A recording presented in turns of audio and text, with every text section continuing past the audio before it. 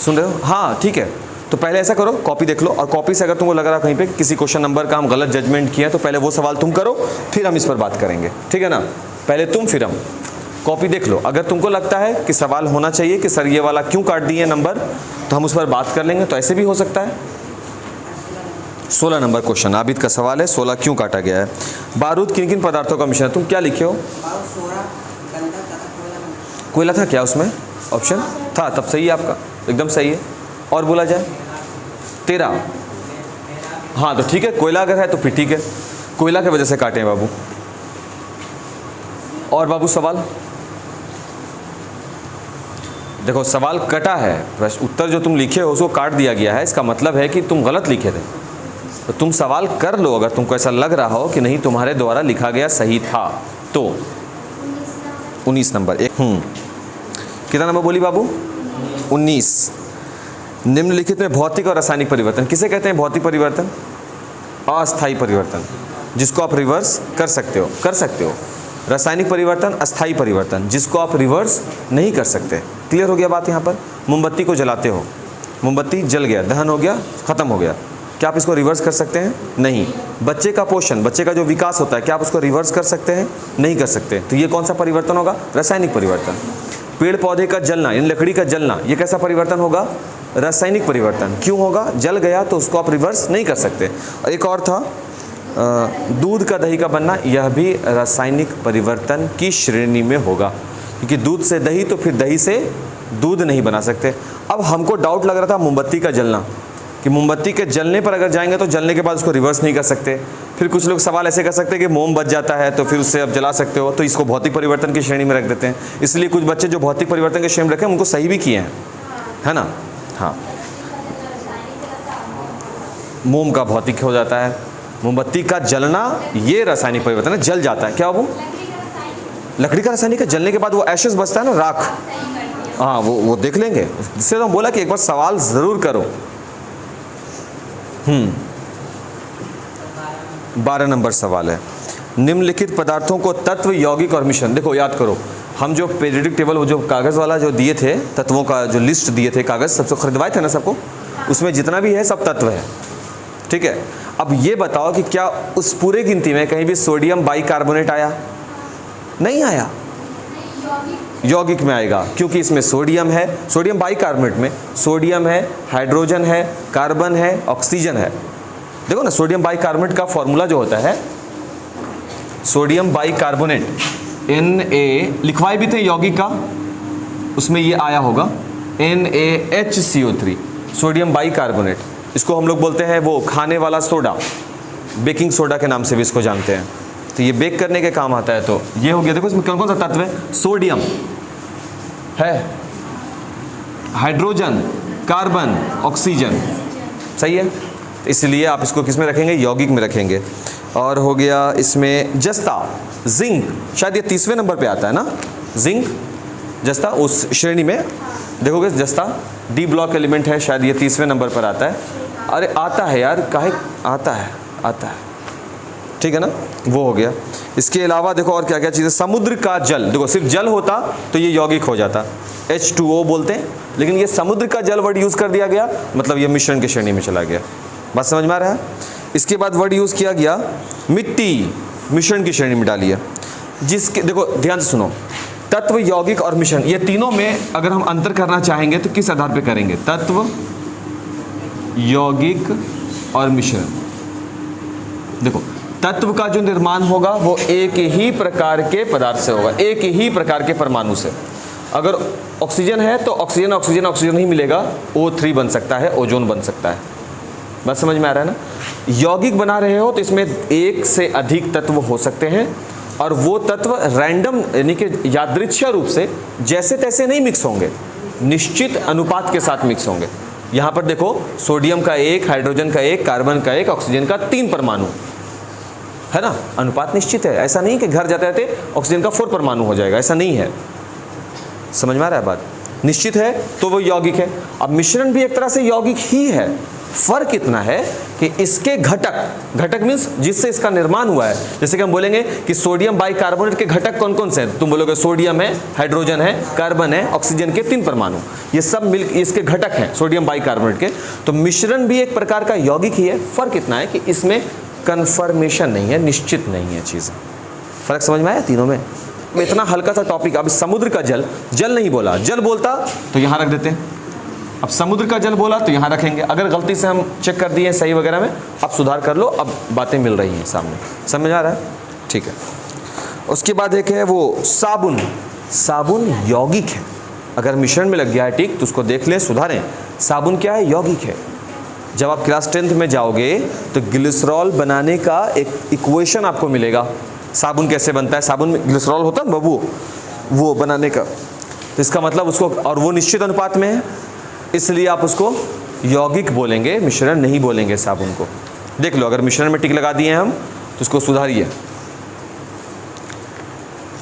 कागज़ को भी मिश्रण की श्रेणी में रखो, कोई इसका निश्चित घटक नहीं है, और ग्रेफाइट को भी।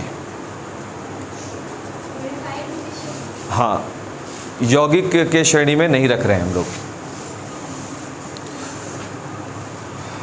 ठीक है। अगर कल को किसी बात का खंडन करना पड़े तो प्रूफ के साथ आप बात करेंगे, कल लेकर के आइएगा कि नहीं सर सोडियम बाइकार्बोनेट मिश्रण होगा। तो सिर्फ बोलना नहीं है, आपको प्रमाण के साथ बात करना है, ठीक है ना, फालतू का बहस नहीं। चलिए अगला प्रश्न बोलो बाबू। 6 नंबर, किसी ठोस के द्रव्यनांक की परिभाषा दें। देखो द्रव्यनांक कौन सा पॉइंट है, या वह बिंदु होता है जहाँ पर वो किस में तब्दील हो रहा है, द्रव जो है वो किस में तब्दील हो रहा है, ठोस में, उसी को बोलते हैं द्रव्यनांक। ठोस तो देखो, ठोस जो है वो द्रव में मेल्ट कर रहा है, पिघल रहा है, तो द्रव में बदल रहा है, इस पॉइंट को शायद द्रव्यनांक बोलते हैं। और उसको और गर्म करते हैं, जिस पॉइंट पर वो उबलने लगता है उसको क्वथनांक बोलते हैं। और उसके बाद वो क्वथनांक बन के से पॉइंट से और आगे लेके चले जाओ थोड़ा सा, तो वो भाप में बदल जाता है, वाष्प बन गया। और फिर उसको वहाँ जाके ठंडा कर दिया तो वो संघनन की क्रिया हुई, जो पानी बन करके फिर से नीचे गिर गया। शायद इसमें हम पूरा क्वेश्चन दे दिए हैं, ये सब दे दिए हैं ना, क्वथनांक भी दिए हैं, वाष्पन भी दिए हैं, और कुछ बच्चा बहुत ही शानदार जवाब दिया है। वाष्पन और क्वथनांक में कुछ बच्चा बहुत अच्छा उत्तर दिया है कि वाष्पन जो है वो सतह से, सतही क्रिया है, धीरे धीरे होते रहता है ना, स्वतः सतही होते रहता है, खुद से ही होते रहता है। और क्वथनांक जो होता है वो निश्चित ताप पर जाकर के होता है, शुद्ध अगर पदार्थ है तो, है ना। पानी का क्वथनांक कितना होता है? 100, लेकिन अगर नमक मिला देंगे तो, अगर पानी में नमक मिला दिए तो पानी का क्वथनांक कितना होगा? इसी को बोलते हैं थोड़ा सा माइंड पर ब्रश करना। सुनो ध्यान से, जो अभी हम क्वथनांक जल का, जो अभी हम लोग पढ़ रहे होते हैं, वो शुद्ध जल का क्वथनांक होता है, शुद्ध जल का, प्योर वाटर। इसके बाद आप जैसे इसमें नमक मिलाते हो तो अब ये अशुद्ध हो जाता है। अशुद्ध का मतलब गंदा नहीं हुआ, ये अशुद्ध का मतलब होता है जो इसका अपना केमिकल रिएक्शन रहा, जो शुरुआत में इसका केमिकल बॉन्डिंग जो रहा, उसमें अब NaCl मिक्स है, समझ रहे हो ना। इसमें विलय के रूप में कौन घुस गया? NaCl घुस गया। क्लियर है बात? इस वजह से इसको हम अशुद्ध बोलेंगे। तब जब किसी जल में अशुद्धि के रूप में कोई भी बाह्य पदार्थ मिलाया जाता है तो जल का क्वथनांक बढ़ जाता है। 100 पे जो उबल रहा था अब वो 101, 102, 105, 110 पे जाकर के बॉयल करना शुरू करेगा, है ना। रोचक बात, यकीन ना हो तो अगर है वैसा कुछ इंडक्शन चूल्हा वगैरह अगर है तो तुम उसको देख सकते हो कि कितना टेम्परेचर दे रहे थे, कितना पर जाकर के वो बॉयल होना शुरू हुआ। सही है, आगे बढ़ें। अगला सवाल बाबू, मेल्टिंग, जहां पर वो ठोस मेल्ट कर रहा था वही है द्रव्यनांक। हाँ आगे, कितना नंबर बाबू? 14 नंबर। रासायनिक, अभी तो बात किए हैं, अभी जस्ट तो बात किया कि रासायनिक परिवर्तन जिसको रिवर्स नहीं किया जा सकता, जैसे दूध का दही बनना, और भौतिक परिवर्तन जिसको रिवर्स किया जा सकता है, जैसे कि बल्ब का जलना, बल्ब को स्विच ऑन ऑफ करना, ये भौतिक परिवर्तन हो गया। हाँ ठीक है, हाँ इसको मतलब ये नहीं कि बल्ब को आग से जला दिए, बल्ब का जलना वो वाला नहीं है। जैसे आग से जलाओगे बल्ब गायब हो जाएगा, फिर से आप उसको बल्ब नहीं प्राप्त कर पाओगे वहाँ पर। और है बाबू 3 नंबर, ठोस को सॉलिड, ये लिखा है, ऋतिक लिखा है, सॉलिड, लिक्विड एंड गैस। ये सही है। जब आप इसको लिक्विड बोल रहे हो तो फिर द्रव्य तो आप बोल नहीं सकते, मटेरियल का बातें नहीं आएगा फिर तो। और बोला जाए सर, हाँ एक और जरूरी बात, कुछ लोग यहाँ पे पांचवा अवस्था का नाम लिख दिए, वो भी सही है, लेकिन जब तक कि पांचवा का प्रेशर ना दे आप नहीं लिखा कीजिए। सामान्यतः पदार्थ की 3 ही अवस्था है, ठोस, द्रव और गैस। बस जब बोलेगा पांचों तब आप उसमें चौथा मेंशन कीजिए, कौन है वो? प्लाज्मा स्टेट, और एक होता है बोस आइंस्टाइन कॉन्डेंसेट। तो पदार्थ की 5 अवस्थाएं हो जाएंगी फिर। सही है। अगला सवाल बाबू।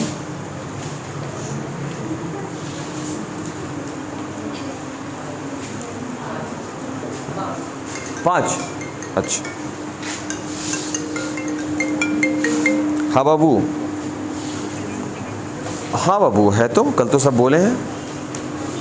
ओके हाँ बाबू, हाँ बाबू ठीक। हाँ 12 नंबर बोल रहा है, तो अभी तो बात की है 12 नंबर। 5 नंबर, अंतरा अनुक आकर्षण बल क्या होता है?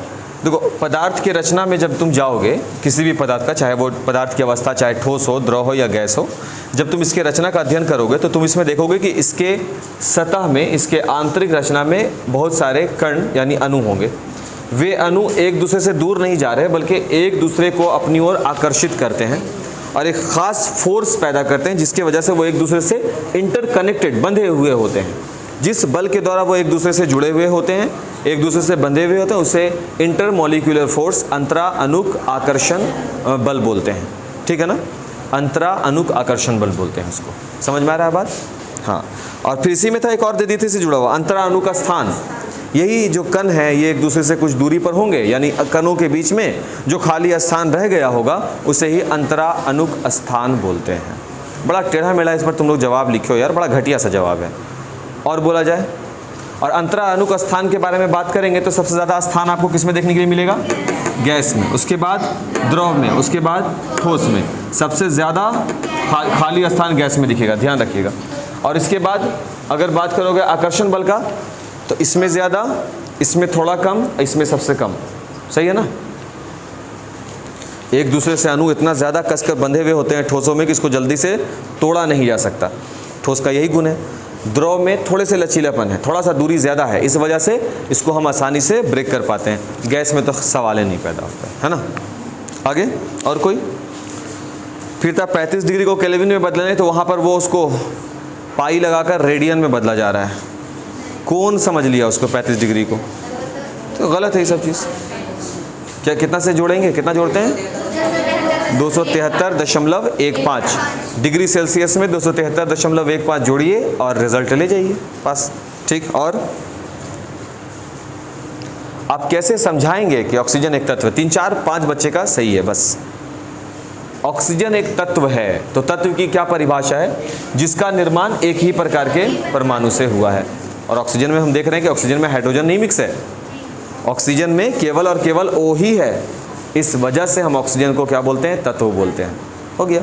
आप कैसे कह सकते हैं कि H2O यानी जल एक यौगिक है?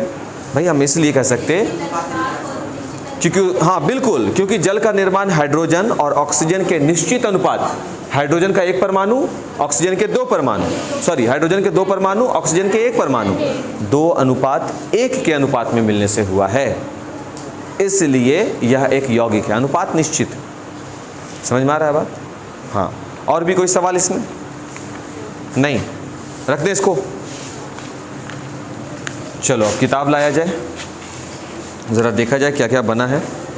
इसमें भी सवाल पूछना था बाबू किताब वाला से।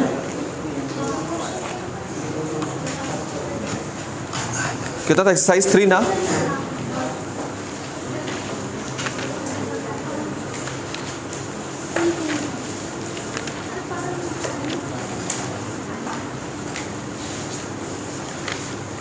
हाँ, अति लघुत्तरीय प्रश्न दिए थे और लघुत्तरीय भी। ठीक, पहले तो अति लघुत्तरीय देख लें, फिर लघुत्तरीय पे बात करेंगे। सवाल था परमाणु सिद्धांत के प्रणेता कौन थे? माने किसने परमाणु का सिद्धांत दिया था? सर जॉन डाल्टन ने। डाल्टन के बारे में जान, क्या वो? डाल्टन ने 1808, याद है? हाँ। अब बाद में हम लोग उनका पढ़ रहे थे कि बहुत सारी त्रुटियां भी रह गई थी। क्या क्या बताए थे त्रुटि के रूप में? पहले वो बताए थे कि परमाणु जो है वो अविभाज्य है, बाद में विभाजित हो गया। किसमें टूटा परमाणु? न्यूट्रॉन में और बाद में क्वार्क में। इतना ज़्यादा खंडित किया गया उसको। अगला प्रश्न है, यौगिक परमाणु की परिकल्पना सबसे पहले किसने दी?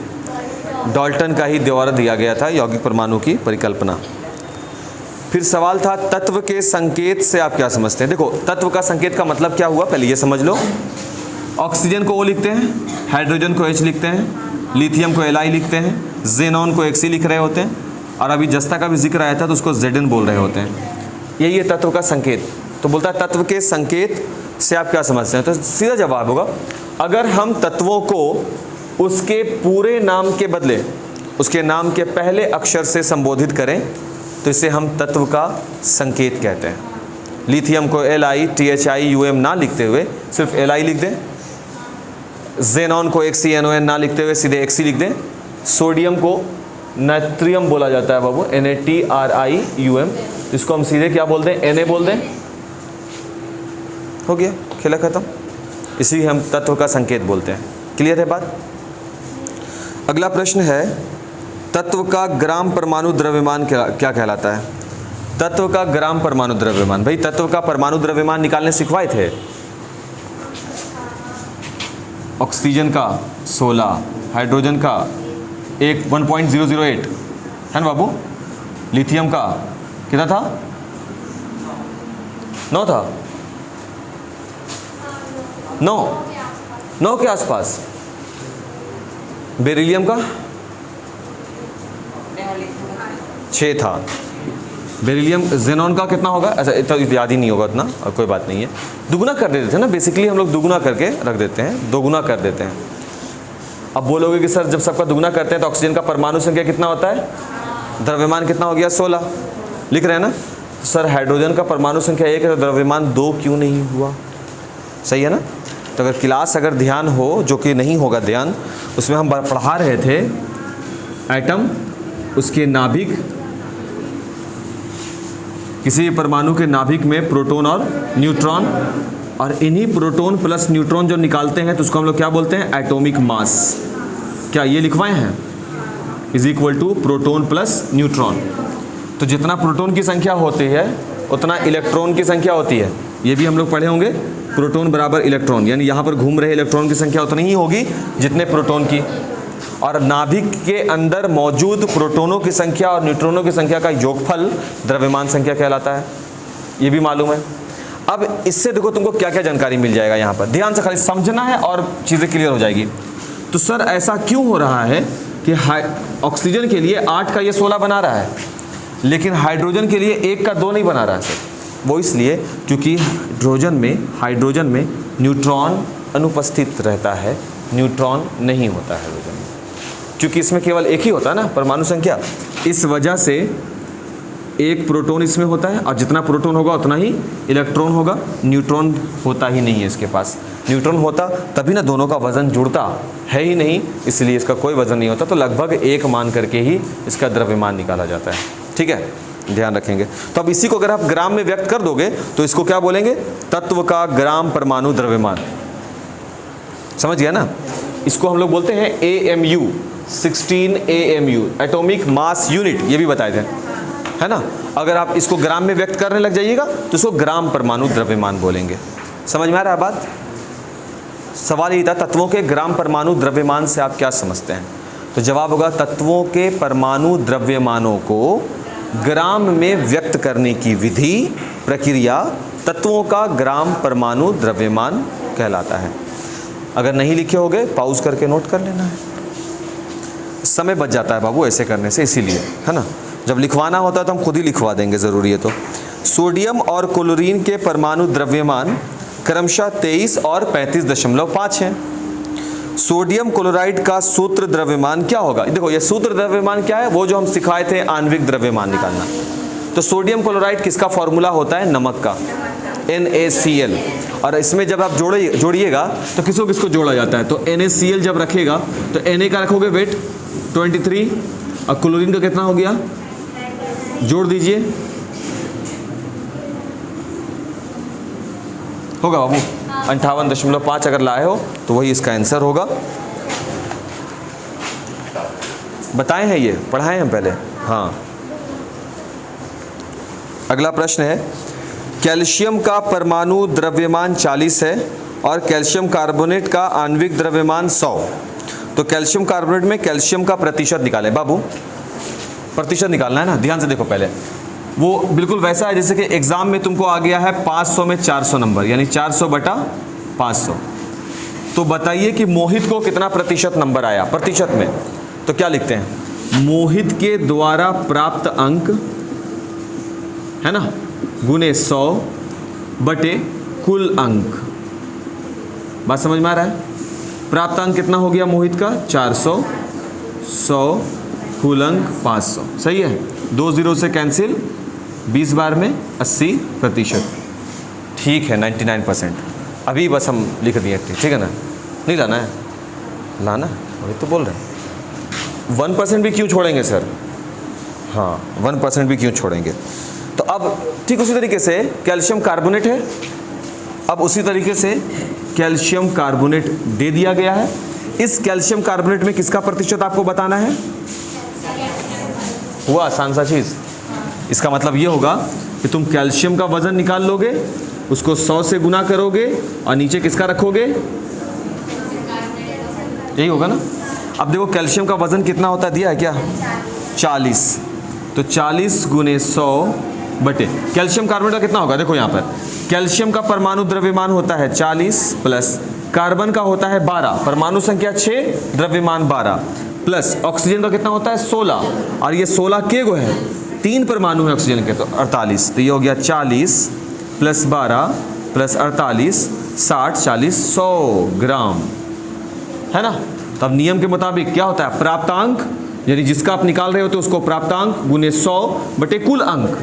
तो अभी किसका निकाल रहे हो आप? कैल्शियम का, गुने 100 बटे कुल अंक। कुल अंक कितना है? 100 से 100 कैंसिल,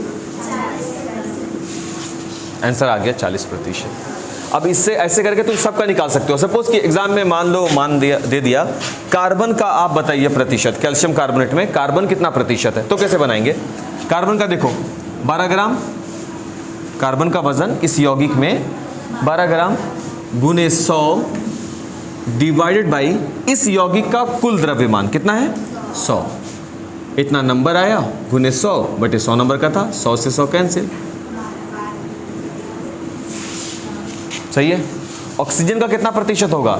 तो ऑक्सीजन का देखिए O3 के रूप में ऑक्सीजन है, ये हो गया 48 गुने 100 बटे कुल यौगिक का वजन कितना है? 100 ग्राम, कैंसिल। कितना हो गया? अच्छा कुछ लोग ऐसा तो दिमाग नहीं लगा रहे ना कि ओ तो ये बात है, जितना यहाँ पे द्रव्यमान होगा वही प्रतिशत होगा, ऐसा भी लगा रहे हो? कुछ नहीं ना। हाँ बिल्कुल, ये 100 बन रहा है इसलिए आसान हो रहा है, इसका ये बिल्कुल भी मत निकालोगे। जैसे कि जल में ऑक्सीजन का कितना प्रतिशत होगा? जल में कितना प्रतिशत ऑक्सीजन होगा? देखो यहाँ पर, तो जल का तुम पहले आणविक सूत्र द्रव्यमान निकालो। तो हाइड्रोजन का कितना होता है? 1। कितना हाइड्रोजन के परमाणु हैं? 2। ऑक्सीजन का द्रव्यमान कितना होता है? कौवा कान लिए जा रहा है। ये हो गया 16 2 18 ग्राम। ये किसका निकल गया बाबू टोटल? जल का। अब इस जल में बोलेगा ऑक्सीजन का प्रतिशत निकालिए, तो लिखोगे तुम ऑक्सीजन का द्रव्यमान कितना? ऑक्सीजन 16 गुने 100 बटे यौगिक 18। देखे चेंज हो गया ना।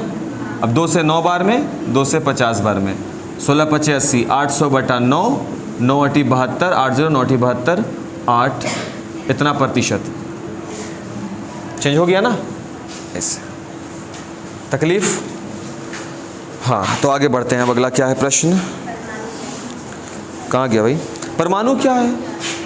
परमाणु किसी भी पदार्थ का सबसे सूक्ष्मतम कण, अब तो नहीं बोल सकते बट बोल सकते हैं कि परमाणु किसी पदार्थ का सूक्ष्मतम कण है। सबसे नहीं है बट सूक्ष्मतम कण है, जिसको इलेक्ट्रॉन प्रोटॉन न्यूट्रॉन में तोड़ा जा सकता है। इसके बारे में लिखवा चुके हैं। सही है। कैल्शियम नाइट्रेट का अणुसूत्र क्या होगा? CaNO3। एकदम सही है, एकदम सही है। कैल्शियम नाइट्रेट CaNO3, ये कैल्शियम नाइट्रेट बन गया। तत्व की संयोजकता क्या होती है? कोई बनाए हो तत्व की संयोजकता क्या होती है? क्या होता है बाबू? परमाणु के साथ संयोग करने की प्रवृत्ति। और कोई?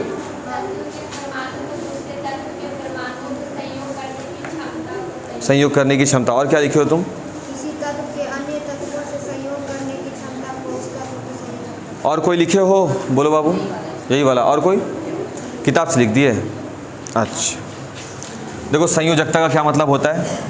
जैसे कि अभी NaCl था ना यहाँ पर, या है देखो NaCl, जैसे कि ये सोडियम एक तत्व है और क्लोरीन एक तत्व है ना। सोडियम क्लोरीन से अभिक्रिया करेगा तो क्यों करेगा भाई? क्या जरूरत उसको पड़ गया अभिक्रिया करने से? हर कोई पदार्थ दूसरे से अभिक्रिया नहीं कर रहा होता, बट सोडियम क्लोरीन से क्यों किया? क्योंकि जब तुम सोडियम का इलेक्ट्रॉनिक विन्यास निकालोगे तो यह आएगा 2,8,1 बताए थे। क्लोरीन का जब तुम निकालोगे तो यह आएगा 2,8,7 17 है ना। परमाणु संख्या 17 होता है और इलेक्ट्रॉनिक विन्यास परमाणु संख्या के आधार पर निकाला जाता है। हो गया। और हम जानते हैं कि सभी तत्वों के अंदर एक प्रवृत्ति होती है अपना अष्टक पूरा करने का। अष्टक मीन्स अपने बाह्यतम कक्षा में 8 इलेक्ट्रॉन जल्द से जल्द कर लिया जाए। देखो ये सोडियम अपने 1 इलेक्ट्रॉन, अब 2 तरीके से वो इलेक्ट्रॉन 8 पूरा करते हैं, ये भी बात किए थे हम लोग। धातु अधातु समझ में आ जाता है उसके तुरंत डिस्कस करने से, कि अगर सोडियम को देखो 2,8,1 है, अगर सोडियम 7 किसी से मांग ले तो उसके बाह्यतम कक्षा में 8 हो जाएगा, नहीं तो 1 को लात मारकर निकाल दे तब उसके बाह्यतम कक्षा में 8 बचेगा। सही है ना। कौन सा उद्देश्य वो आसानी से प्राप्त कर सकता है? 1 को लात मार के भगाना उसके लिए ज़्यादा आसान है, 1 भगाना या 7 कर्जा लेना? 1 भगाना ज़्यादा आसान है, 1 को भगा देता है वो। ये 1 यहाँ से उड़ना शुरू करता है, इसके पास जाता है, और जब इसके पास जाता है तो वो उसको घर में रख भी लेता है। आपको एक घर से निकाला गया, सामने वाला रख भी लिया, क्यों रखा? क्यों रखेगा? घर से अगर निकाल दिया जाए उसको तुम्हारी ज़रूरत होगी तभी न तुमको रखेगा, ज़रूरत नहीं होगी तो काहे रखेगा? इसको ज़रूरत है किस चीज़ का? उस 1 इलेक्ट्रॉन का, ताकि अष्टक बना ले। वो इस 1 इलेक्ट्रॉन को बोलेगा, गेट खोल के बोलेगा आइए ना मेरे यहाँ रहिए आराम से। तो ये वो इस 1 इलेक्ट्रॉन को क्या कर लेता है? ग्रहण। ये क्या कर देता है? त्याग। तो इनकी संयोजकता क्या हो जाती है? हुई या नहीं हुई? एक से ही हुआ ना। अभी तो तुम बोले, देखो परिभाषा लिख लिए लेकिन समझे नहीं हो। समझे? इसको अब समझ में आएगा। ये क्या बोला? यौगिक बनाने के लिए जो तत्व एक दूसरे के करीब जा रहे हैं, ये जा रहे हैं एक दूसरे के करीब, किस वजह से ये एक दूसरे से चिपक गए हैं? ज़रूरत है इनको। समझ में आ रही है बात? इसलिए क्योंकि सोडियम अपने 1 इलेक्ट्रॉन का त्याग करता है, तो सोडियम पर तुम देखोगे किताब में 1 प्लस बन जाता है धनायन, क्योंकि त्याग करने वाला धनायन। अभी ऐसे समझो, अभी हम बस इतना ही समझेंगे कि जो त्याग कौन कर सकता है? जो धनी होगा। 11th में जाओगे तब जाकर आपको और अच्छे से, 10th में हल्का फुल्का है और 11th में और अच्छे से समझ में आएगा कि किस वो धनी जो प्लस बन रहा है वो एक्चुअल में प्लस क्यों बन रहा है। जाहिर सी बात है, वो अपने इलेक्ट्रॉन को फेंक रहा है। इलेक्ट्रॉन पर कौन सा आवेश होता है? माइनस का। तो इलेक्ट्रॉन को फेंकेगा बाहर तो उसके पास कौन ज़्यादा हो जाएगा? प्लस ज़्यादा हो जाएगा। जितना इलेक्ट्रॉन फेंकते जाएगा उतना प्लस उसके पास ज़्यादा होता चला जाएगा। ये बात समझ में आ रहा है? इसमें और समझाएं इस चीज़ को। आ गया ये बात? लत मार के बाहर करो, Na+ बनाएगा, और क्लोरीन उस 1 बेघर इंसान को अपने पास रखेगा तो माइनस बनाएगा। यहाँ पर संयोजकता कितनी हो गई? 1। तकलीफ नहीं है, यही है संयोजकता।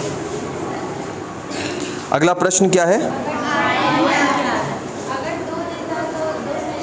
अगर 2 देगा, जैसे कि हम किसका बना सकते हैं? एक आगो और बताया जाए कंपाउंड कोई, जैसे मीथेन बना लो, CH4। देखो यहाँ पर मीथेन जो है उसके कार्बन जो है उसके बाह्यतम कक्षा में कितना इलेक्ट्रॉन होता है? 4। कैसे मालूम बाबू? परमाणु संख्या 6 होता है ना, उसको लिखेंगे 2,4। तो बाह्यतम कक्षा में कितने इलेक्ट्रॉन है? 4 है। दिख रहा है यहाँ पर? तो ये हो गया पहला इलेक्ट्रॉन कार्बन का, ये दूसरा, ये तीसरा और ये चौथा। हाइड्रोजन इसके बाह्यतम कक्षा में कितना इलेक्ट्रॉन होता है? 1 ही होता है। लेकिन हम बात किसकी कर रहे हैं? CH4 की। तो हाइड्रोजन के कितने परमाणु लेने होंगे? 4 लेने होंगे। 1 हाइड्रोजन का परमाणु यहाँ ले लिया, 1 हाइड्रोजन का परमाणु यहाँ ले लिया, 1 हाइड्रोजन का परमाणु यहाँ और 1 यहाँ। सही है। हाइड्रोजन के बाह्यतम कक्षा में 1 इलेक्ट्रॉन है, यह भी जोड़ा बनाना चाहेगा तो जोड़ा बनाकर कितना कर देगा? द्वियक। उसको बोलते हैं द्वियक पूरा करना, यानी 2-2 का कॉम्बिनेशन। तो यहाँ देखो, ये हाइड्रोजन इसका कार्बन का ये वाला 1 इलेक्ट्रॉन ले लेगा, द्वियक बना लेगा। इस हाइड्रोजन के पास पहले से 1 इलेक्ट्रॉन है और इस कार्बन के 1 इलेक्ट्रॉन को ले लेगा, द्वियक ये बना लिया। ये वाला हाइड्रोजन यहाँ द्वियक बनाया, ये यहाँ द्वियक बना लिया।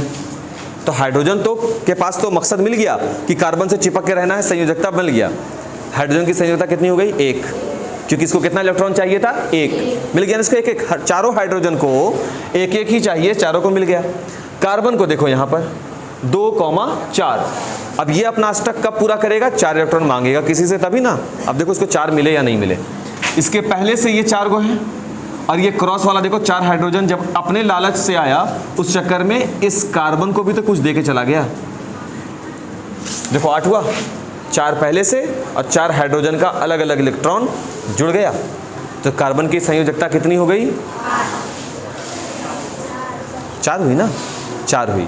आप इसको ऐसे भी समझ सकते हैं, बस यही देखना होता है अष्टक पूरा करने के लिए कितना इलेक्ट्रॉन चाहिए।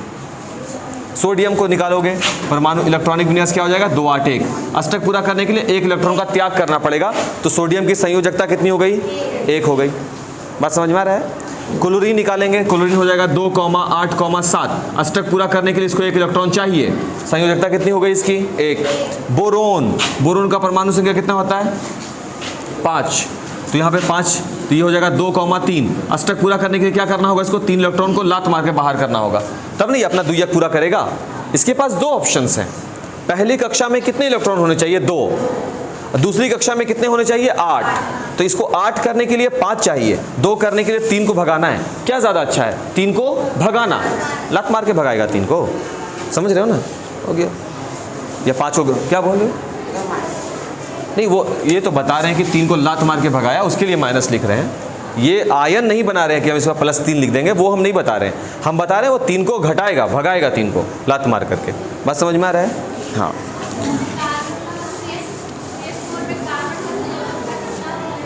CH4 में कार्बन की संयोजकता 4 है बाबू, देखो ना, 4 ही इलेक्ट्रॉन चाहिए ना इसको।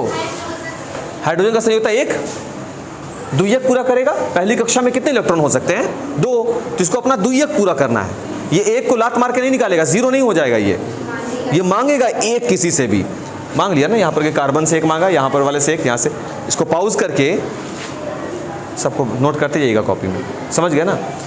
क्यों नोट करते जाइएगा, देखो कुछ बच्चा हमको कंप्लेन किया है कि आप जो है ना बहुत ज़्यादा वो करके पढ़ा, 11th में है कुछ बच्चे, वो हमको बोले हैं ये बात कि आप जो है कुछ ज़्यादा ही पोक करके पढ़ा रहे हैं, मतलब ऐसे इसलिए पढ़ा रहे हैं क्योंकि हम 12 तक को पढ़ाते हैं बाबू, और हमको मालूम है कि कौन सी चीज़ की आवश्यकता आगे होने वाली है।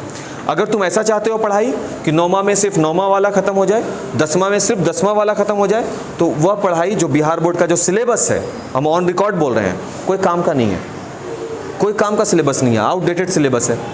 इसके हिसाब से तो आज भी परमाणु ढंढना रहा है यहाँ वहाँ, इसके हिसाब से आज भी खोखला ही है सिलेबस, समझ रहे हो ना। इसलिए बोल रहे हैं कि जब ये सब जो बना रहे हैं ना, पॉज करो और नोट करो, सुन लिए ना। अगर देख रहे हो वीडियो तो नहीं है तो फिर कोई बात नहीं है, फिर यहाँ पे समझो, सवाल करो, और जितना ज़्यादा से ज़्यादा हो सके सवाल करो। सिर्फ वीडियो देख के बैठ नहीं जाना है, समझ गए तो ठीक है, नहीं समझे सवाल करो। मान लेते हैं कि वहाँ पे टाइपिंग करने में ख़राब लग रहा है, नहीं हो रहा है, तो चैट बॉक्स एप्लीकेशन में, चैट बॉक्स में बोलो, फिर क्लास में समझाया जाएगा, फिर रिकॉर्ड किया जाएगा। लगता है बारिश आएगी, अलर्ट दिया है न्यूज़ में, देखिए आज का न्यूज़, बिहार पटना के अतिरिक्त 17 और डिस्ट्रिक्ट को अलर्ट में डाला है। हाँ, आज से 3 दिन तक बारिश कम, बिजली ज़्यादा।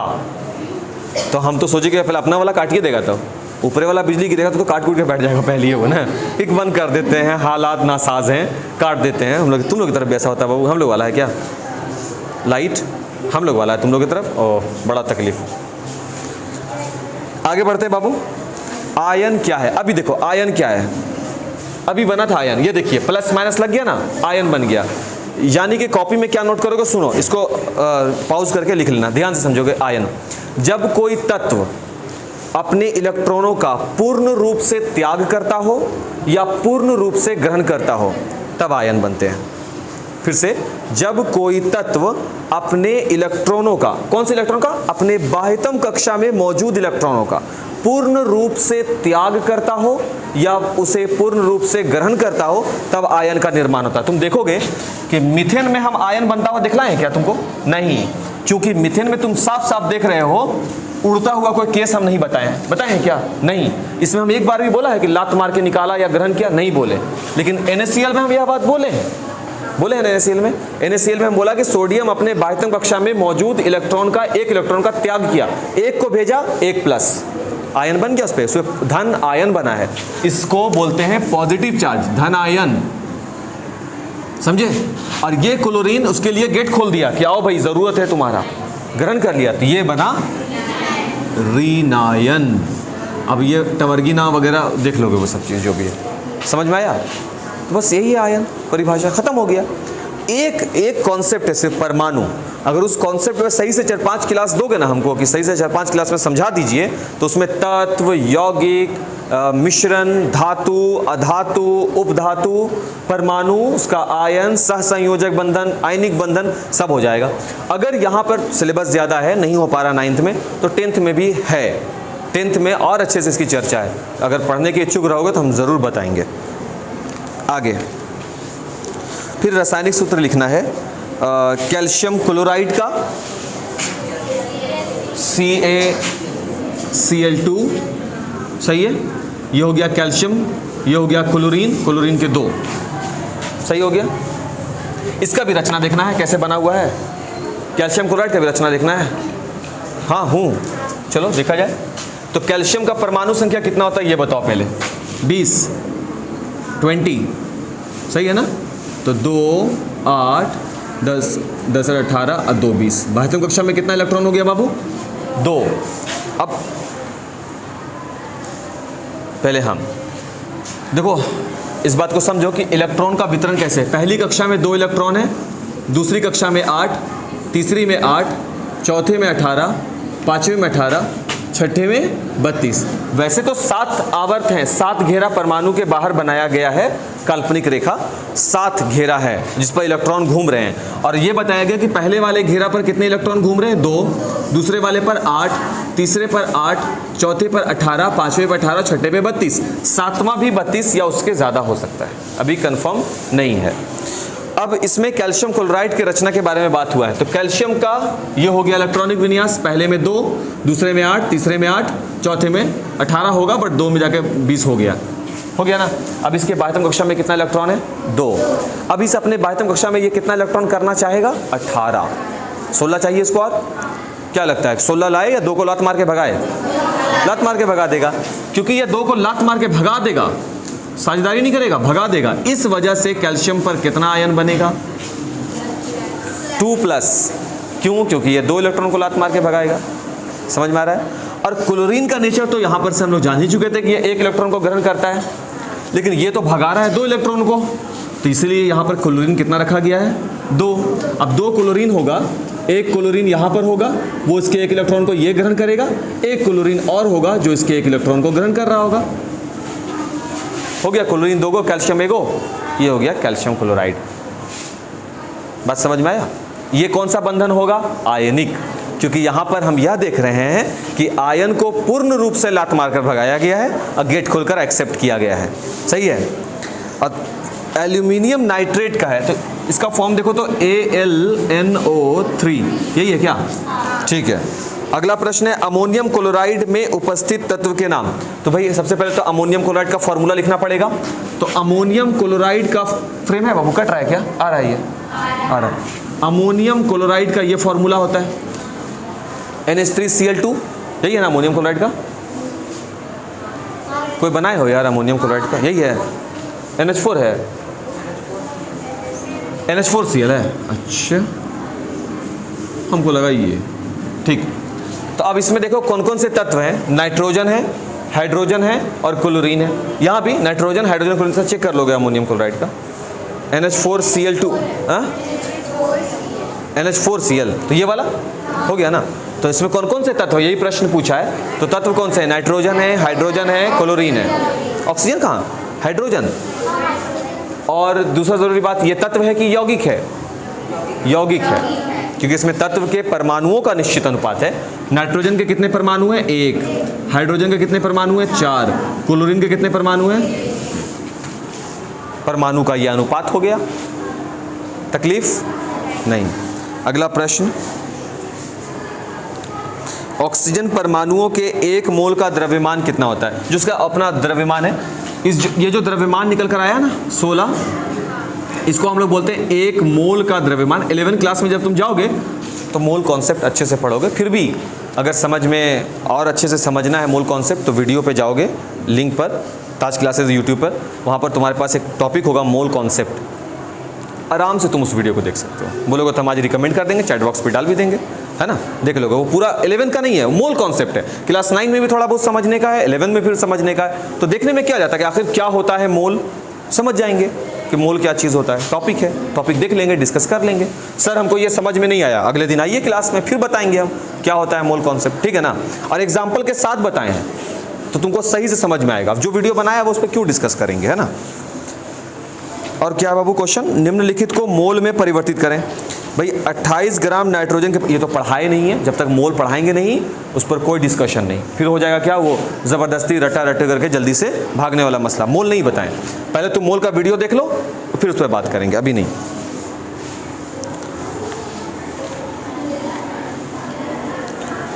उसको हटाइए। 15 नंबर प्रश्न, नाइट्रोजन का रासायनिक संकेत पूछा है, N होता है, ठीक है, N होता है, वो बना देंगे। फिर मोल का सवाल है, मोल वाला को स्किप करेंगे, अभी पढ़ाया नहीं गया आपको। CH3COONA, इसके बारे में भी कोई चर्चा नहीं किया गया क्लास में, इसलिए हम इसके ऋणायन और धनायन पर बात नहीं करेंगे। P4O10 अणु की परमाणुकता क्या है, परमाणुओं की संख्या कितनी है, भाई 10-10 है, इसमें दिख रहा है। इसको हम लोग बोलते हैं बहुपरमाणु, जिसमें 2 या 2 से ज़्यादा परमाणु एटम घुस गए हैं, है ना, इसको हम लोग बोलते हैं बहुपरमाणु। तो ये बहुपरमाणु होगा, ठीक है। फिर सवाल है, आवेश युक्त परमाणु या परमाणुओं के समूह को, देखो बाबू, सोडियम बहुत सारे परमाणु से मिलकर बना होगा, एक परमाणु यहाँ है, एक परमाणु यहाँ है, ये परमाणुओं की संख्या ढेर सारी हो गई। तो प्रश्न है, आवेश युक्त परमाणु या परमाणुओं के समूह को क्या कहते हैं, ये आयन बन रहा है, तो इसको हम क्या बोलते हैं, आयन बोलते हैं। आवेश युक्त, आवेश से जुड़ा हुआ, आवेश युक्त अगर परमाणु है तो उस परमाणु को आप क्या बोलते हो, आयन बोलते हो, धनायन हो या ऋणायन हो, तो आयन बोलते हैं। अब धनायन बोलते हैं ये जरूरी नहीं है बोलना, आयन जरूरी है बोलना।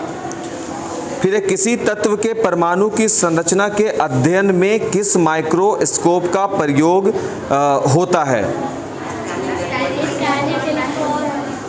एक और है इलेक्ट्रॉन टनलिंग माइक्रोस्कोप, है ना, ये 2 का है। इलेक्ट्रॉन टनलिंग माइक्रोस्कोप जो आधुनिक रूप में बहुत ही अभी के समय में ये बहुत ज़्यादा पॉपुलर है, तो आप दोनों का नाम लिख लीजिए, है ना, ये किताब में भी मेंशन है।